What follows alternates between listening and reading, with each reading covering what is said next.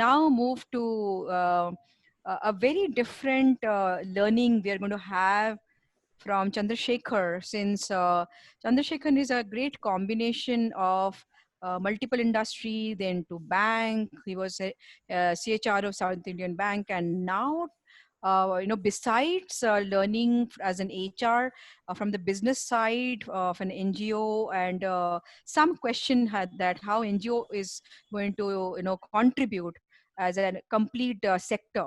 I think Chandrasekhar, we are all eager to learn from you, and please share your perspective. Sure. Thank you, Runa. Thank you to all the panelists also for having me over. This is a time for reset and mindset, reset and strategies, reset and the priorities that are there. And if you look at it, there's I guess organizations that have looked at the BCP plan, they would have also looked at how the BCP plan has worked, and the importance of BCP. I'm sure has got ingrained in everybody, because I know of organizations who are very particular about BCP in my previous organization, and I know of, when I hear and speak to my friends, how loosely they look at BCP.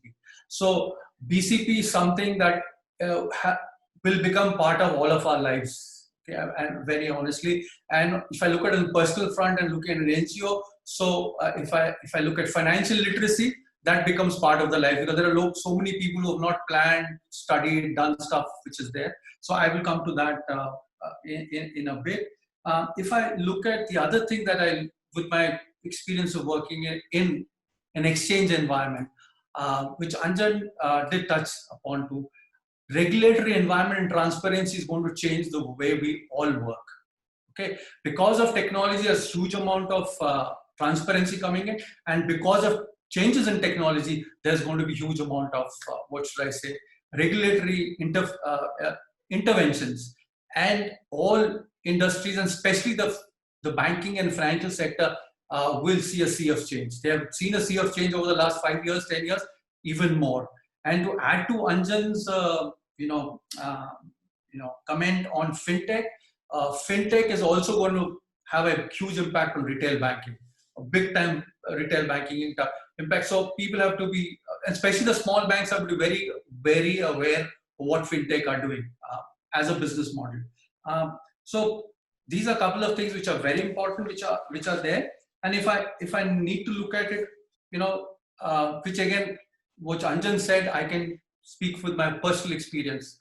In yesteryears, if you became in a technology company, if you look at what people like the Microsoft CEO or the CEOs have been, they were all MBA students who've got jobs as product managers. Okay, my daughter, example, who passed from Carnegie Mellon, did a 50% of product and 50% technology. She's been hired as a product manager in one of the top security company.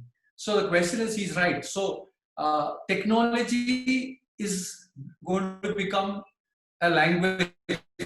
When we used to go for a job, I still remember all of us who are here, if we spoke English well, a new language was important. So that today technology is the language. So anything that you do, you have to have technology. So anybody, even if he's doing, if he's doing arts also, commerce also, if he doesn't understand and he doesn't imbibe technology into him, he or she is not going to succeed as much. And also using of in HR, getting used to using technology tools is a very important, which Anjan and Madhavi also spoke about. It is something that is very, very critical in understanding that. But yes, saying all that, there are also a lot of challenges that we are going to face. Okay, and especially if I look at the context of India versus if I look at, and when I speak to my children who are abroad, they are much more disciplined there. Okay, if 5:30 is a time which you stop work, you stop work. In India, I think Madhavi would surely concur with me. You don't stop work. Okay, but the question is, I think with technology coming in, with work from home happening so much, and and you'll have a blended work method, there's lots of discipline that has to come in. In addition to that, I see challenges in how do you have that touch and feel, the human interaction. Okay, I'm a big fan of technology, but I will give an example with my own daughter. when she WhatsApps me, I feel happy. When I hear her voice, I'm happier. When I FaceTime, I'm happier. But the happiest when I hug her at the airport, right? But all employees want that. All employees want that. We may be say what we say, and so we are, as HR, have to find a way and means of doing it, and that's something that we have to look at it. What if I look at the older times, and some of us who work together or seen our bosses, the people have had people skills. Leaders had people skills. In between, people lost leadership skills, okay, or people skills that you may call. But with going faceless, we in HR are going to have challenges. How do we get the teamwork going? How do we get the leadership skills back on place? Just saying is all that. There is a limit to what you can do online.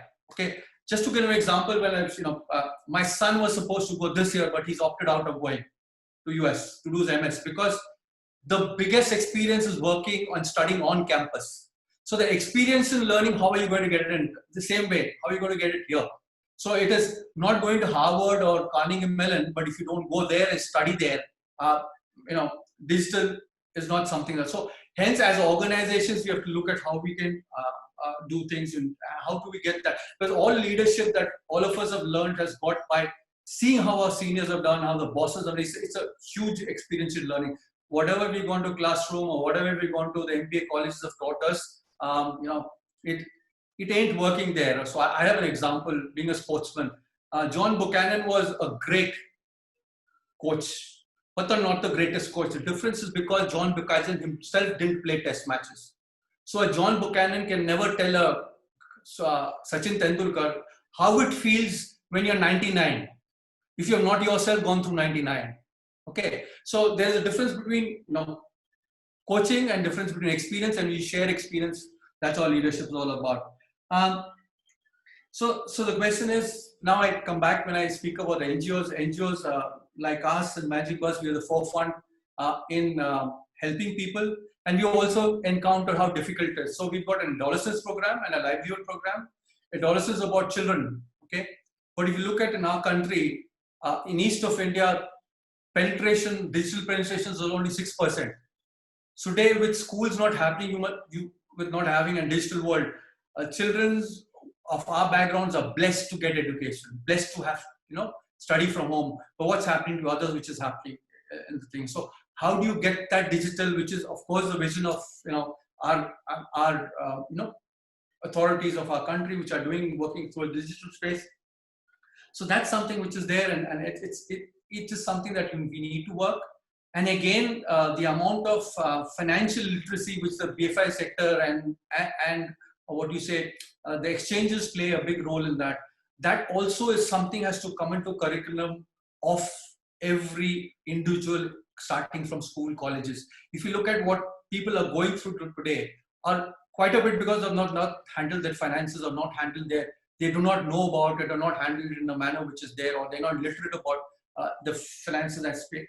But nevertheless, if I look, which Anjan also said and Madhvi said, we in India, we are very young, so it's very easy for us to acclimatize ourselves. If you look at the percentage of youth that is there, it's much outstrips, which is the seniors that are there.